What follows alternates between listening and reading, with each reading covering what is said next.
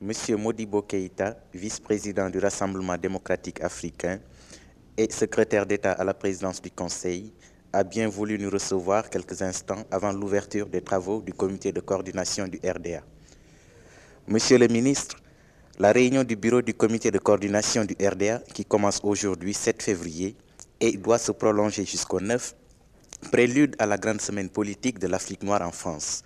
Cette semaine politique, rappelons-le, commence par la conférence des hauts commissaires, chefs de territoire et vice-présidents de conseil de gouvernement, lundi prochain 10 février. Elle doit se poursuivre avec la conférence de regroupement des partis africains à partir du 15 février. Pouvez-vous faire, pour les auditeurs de la radiodiffusion de la France d'Outre-mer, une déclaration précisant les grandes lignes des questions que le bureau du comité de coordination du RDA aura à aborder au cours de la réunion? Effectivement, dès cet après-midi, le bureau du comité de coordination commencera ses travaux. Le président Félix Houphouët-Boigny fera d'abord le compte-rendu de la dernière réunion du bureau de coordination afin de situer dans les 3 jours de travaux que nous aurons à entreprendre les principaux problèmes qui seront à étudier. Il est également possible que les sous-sections, les sections du RDA aient à faire un tour d'horizon en ce qui concerne la situation politique des territoires.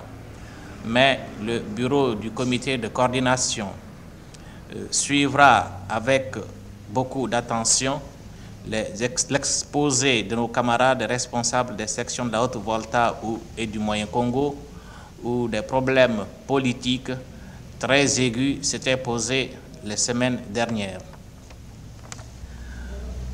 L'ordre du jour comportera également l'examen des problèmes qui pourront être évoqués à la réunion des hauts commissaires, des présidents et vice-présidents des conseils de gouvernement.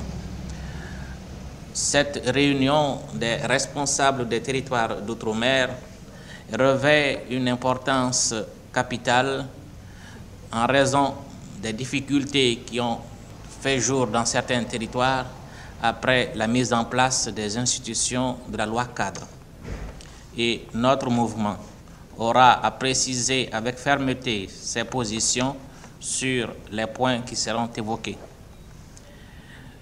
Le bureau du comité de coordination se penchera également sur la réforme de la Constitution et nous enregistrons avec satisfaction l'évolution que nous sentons dans les esprits, tant dans les milieux parlementaires que gouvernementaux, parce qu'une conférence de la table ronde est prévue dans les jours à venir autour de la révision du titre 8 de la Constitution. La réforme du titre 8, à nos yeux, revêt une importance capitale parce qu'il apparaît à tout le monde que la loi cadre dans son application révèle des lacunes et des insuffisances qu'il faudrait absolument combler. Et notre mouvement attache une importance non seulement à la révision du titre 8, mais également au fait que cette révision se fasse le plus tôt possible pour éviter certaines difficultés qui n'ont pas échappé aux observateurs qui suivent de très près l'évolution des territoires africains. Le dernier point de l'ordre du jour traitera du regroupement des formations politiques en Afrique. Sur ce point, le bureau du comité de coordination a eu déjà à tracer les grandes lignes de ce regroupement et les autres formations politiques auront donc à se prononcer sur ce projet que nous leur présentons et c'est en fonction de leur détermination, de leur prise de position vis-à-vis de ce projet que les discussions entreront dans le domaine des réalités. Parce que s'il n'y a pas un accord sur les principes généraux que nous avons définis dans notre lettre, dans la lettre qui leur a été adressée, je crois qu'il sera difficile que nous arrivions à une conclusion heureuse, conclusion que tous les Africains attendent avec impatience. En tout cas, je suis convaincu qu'en ce qui concerne le RDA, qui est un mouvement ayant 12 ans de lutte, le maximum sera fait pour que l'Afrique puisse retrouver son unité politique.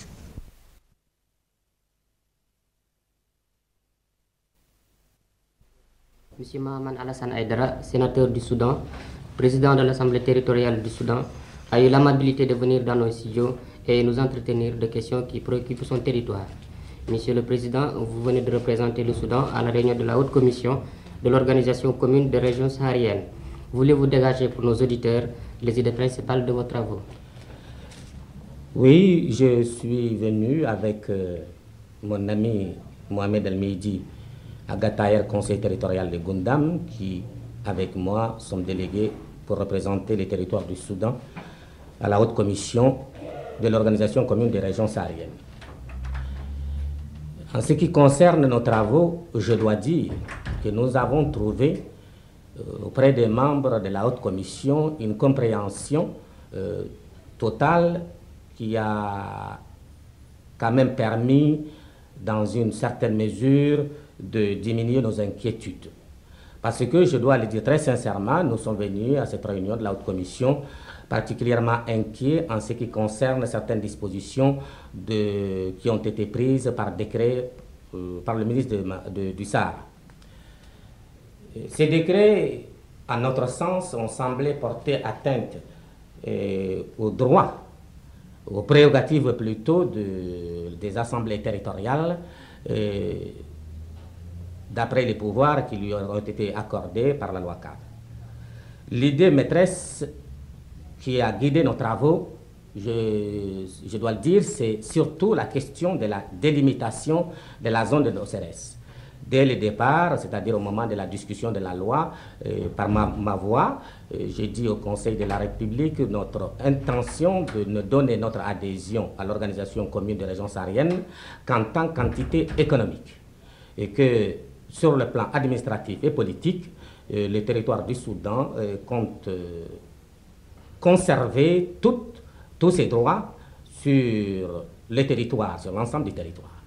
Alors la délimitation a créé chez nous une certaine agitation, puisque certains éléments mal intentionnés ont essayé de profiter de la création de cet organisme pour s'aimer la division entre les populations nomades et les populations sédentaires.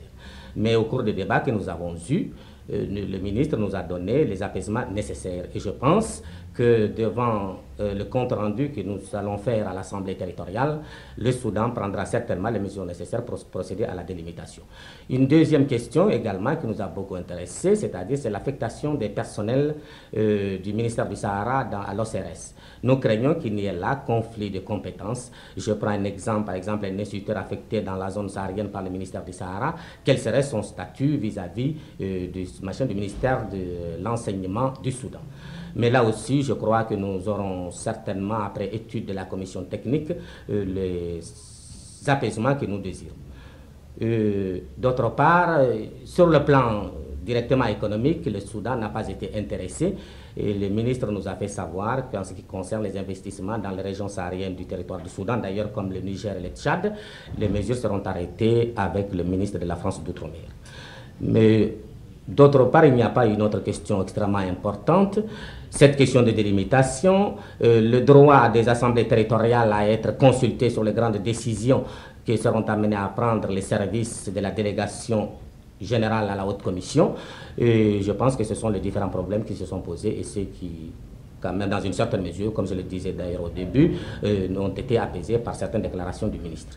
Merci beaucoup, monsieur le sénateur. Ceci annule donc ma deuxième question.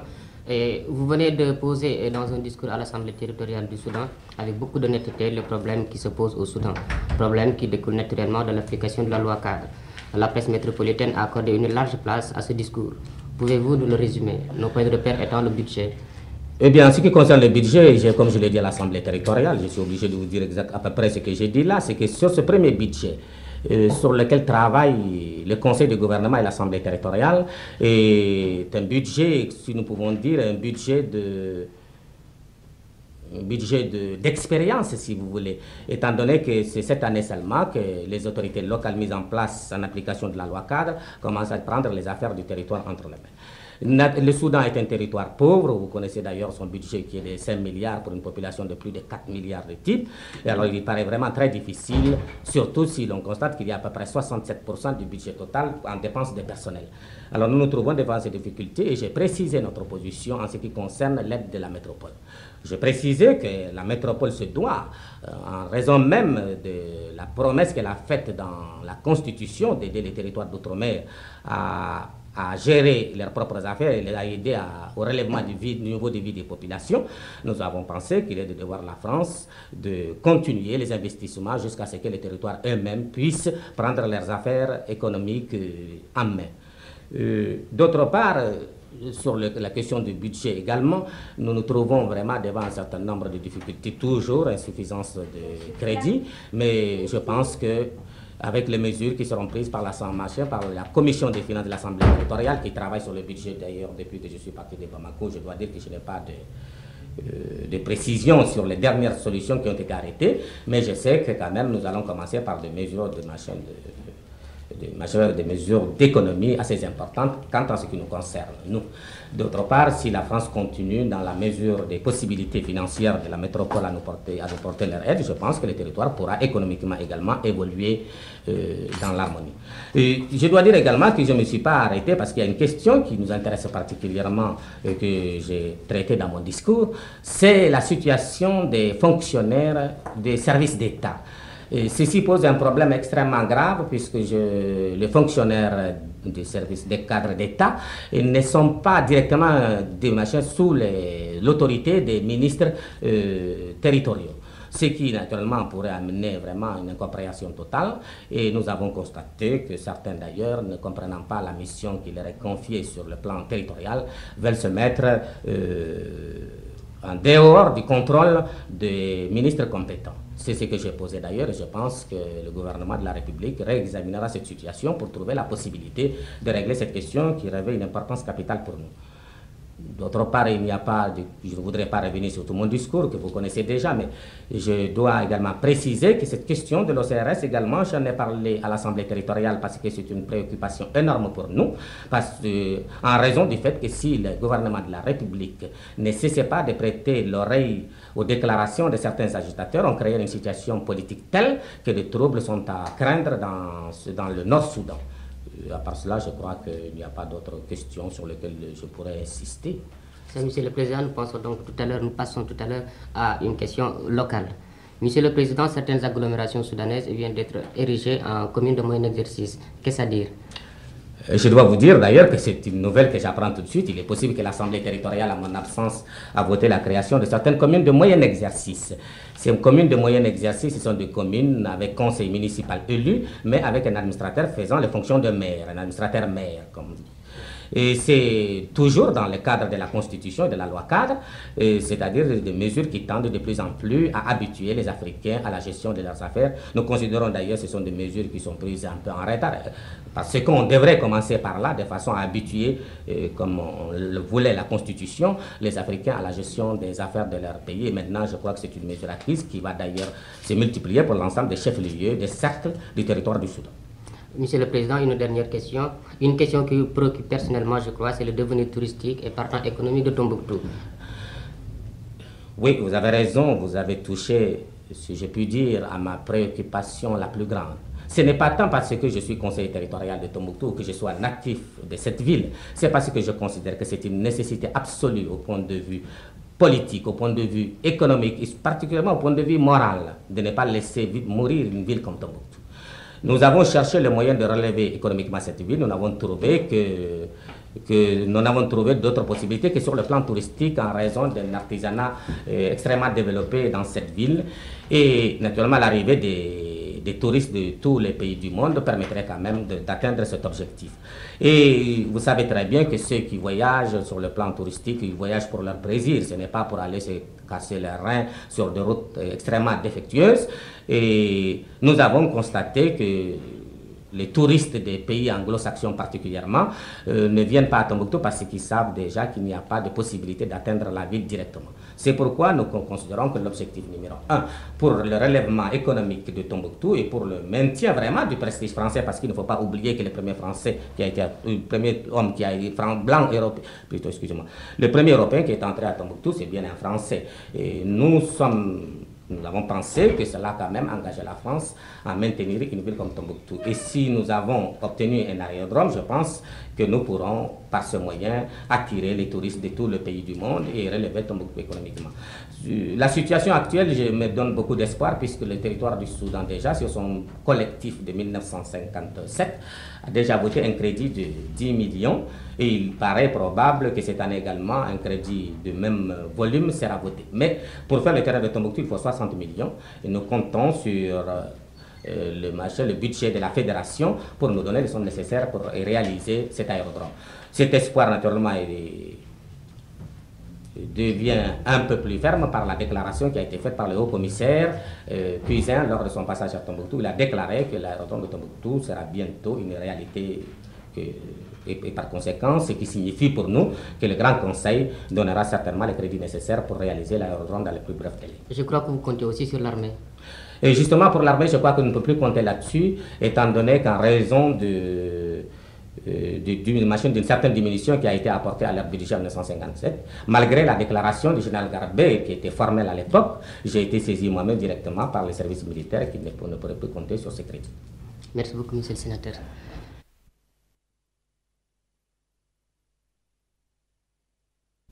Devant les participants au déjeuner débat de la revue France Outre-mer, M. Modibo Keïta, secrétaire d'État à la présidence du Conseil, a souligné les efforts entrepris par le gouvernement français pour faire connaître à l'étranger ses réalisations dans les territoires d'outre-mer. C'est le seul moyen, dit-il, de faire tomber la méfiance née de l'incompréhension mutuelle. Je vais donc, avec votre autorisation, vous indiquer mon point de vue sur les 3 points qui m'avaient été présentés. Le premier, c'est l'action entreprise par le gouvernement pour faire connaître à l'étranger les territoires d'outre-mer. Pour que cet exposé vous permette de saisir la grande tâche qui s'impose au gouvernement français, l'on doit d'abord se demander, la France a-t-elle avantage à faire connaître à l'étranger les territoires d'outre-mer? Je réponds immédiatement oui, pour 2 raisons principales. La première, c'est qu'en raison d'événements douloureux qui se passent dans d'autres zones de l'Union française, la France, quelquefois, se trouve au banc des accusés parce qu'on estime dans certains milieux que la France est colonialiste. Si, par conséquent, à l'étranger, la France fait connaître ses réalisations dans les territoires d'outre-mer et l'évolution qu'elle a pu faire acquérir par les populations, ses représentants aux instances internationales ont suffisamment d'arguments pour réfuter les accusations dont elle est quelquefois la cible. La deuxième raison rejoint les préoccupations actuelles non seulement du gouvernement français, mais encore de la République de l'Europe, c'est le marché commun. Et à cette occasion, pour cette situation, j'ai pu me rendre compte lors de mon séjour à Hambourg que les territoires d'outre-mer n'étaient pas suffisamment connus à l'étranger. Effectivement, les Allemands, qui sont un des partenaires du marché commun, ne connaissent pas encore suffisamment les réalisations françaises en Afrique, ni les possibilités humaines et économiques des territoires d'outre-mer. Nous nous en sommes rendus compte quant à l'exposition de Hambourg. Certains observateurs ont demandé si les usines qui leur étaient exposées était en Afrique ou en France. Parce qu'ils ne pouvaient pas s'imaginer que de telles réalisations aient pu être entreprises dans les territoires africains. Si nous voulons par conséquent que la France puisse, aux instances internationales, refuter les accusations portées contre elle, si nous voulons, d'autre part, que ses partenaires se rendent compte des efforts qu'elle a consentis dans les territoires africains et acceptent, dans ces conditions, en raison même des perspectives de stabilité politique qu'offrent ces territoires, d'offrir leur contribution, il faut que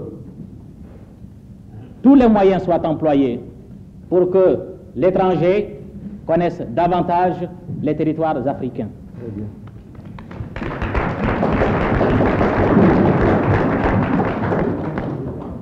Le gouvernement français, par la voie du Centre de la diffusion française, édite en ce moment des brochures très illustrées qui indiquent les réalisations du gouvernement dans les territoires africains.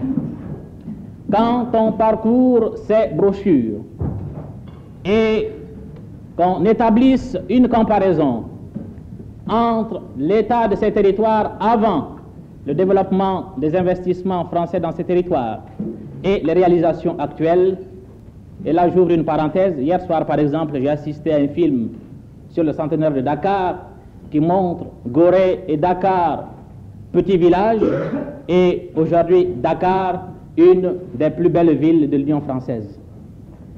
Je dis donc que lorsqu'on parcourt ces revues illustrées, on se rend compte de l'effort qui a été consenti dans les territoires d'outre-mer. Mais à cet égard, je me dois de rappeler une remarque que j'ai faite aux représentants du Centre de la diffusion française. Les Africains sont affectifs. C'est-à-dire que certaines situations ou bien certaines réflexions qui peuvent ne pas créer des réactions chez les métropolitains, est bien ancrées chez nous, Africains. Et je disais au Centre de la diffusion française, ces brochures illustrées qui magnifient l'œuvre française en Afrique sont belles en elles-mêmes, mais il ne faudrait pas en exagérer la portée parce qu'on risque de froisser la susceptibilité africaine. Pour que cette information par les brochures illustrées puisse avoir tout leur effet, il faudrait également faire mention de l'apport de l'Afrique dans le développement culturel du monde occidental. Très bien.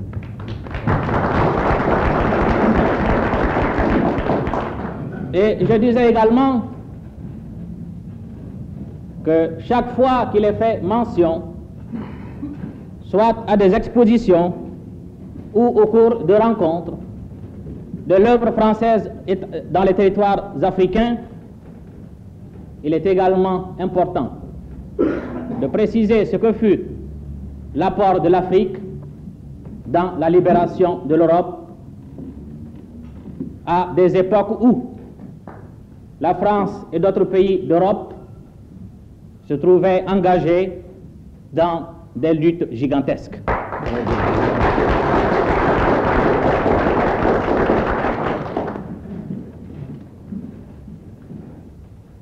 Le gouvernement français également, surtout ces derniers mois, facilite par des rencontres avec des représentants étrangers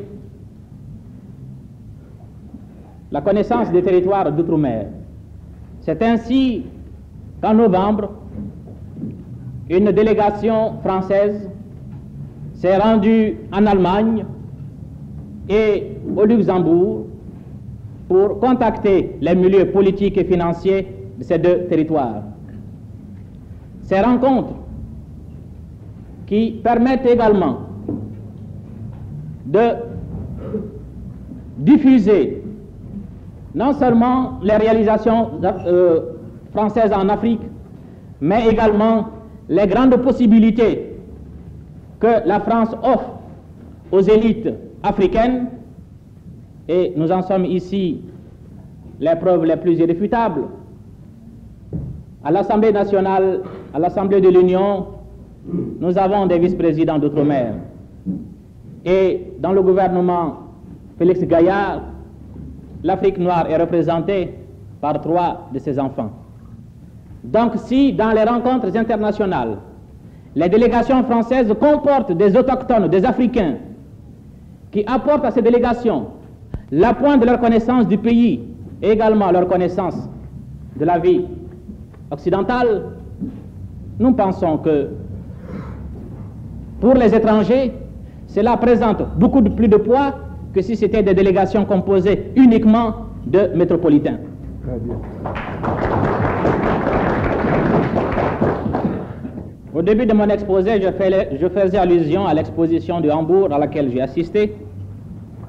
Et je vous disais que j'ai constaté que les Allemands ne connaissaient pas suffisamment les territoires africains. Au cours des contacts que nous avons eus avec les représentants des milieux financiers allemands, nous avons été amenés à faire 2 observations. La première, c'est que, quoique partisans du marché commun, les Allemands, en raison de l'orientation traditionnelle de leurs relations commerciales avec certains pays d'Amérique latine et d'Afrique, n'étaient pas très enthousiastes pour diriger leur activité commerciale vers les territoires français. C'est tout à fait humain. Et les inquiétudes que nous constatons dans certains milieux métropolitains quand on leur parle de fédéralisme est la manifestation de la réaction de tout homme devant une formule nouvelle. Pour arriver par conséquent à détruire chez les Allemands cette réserve, cette inquiétude, parce qu'ils se demandent si l'orientation de leurs relations commerciales vers les territoires français ne va pas leur créer des difficultés sur le plan de leurs intérêts, eh bien, je trouve que c'est tout à fait légitime de leur part d'avoir cette inquiétude, et la tâche du gouvernement et de tous les Français, c'est de multiplier les contacts, les rencontres, les expositions, afin d'arriver à tuer chez eux cette réticence.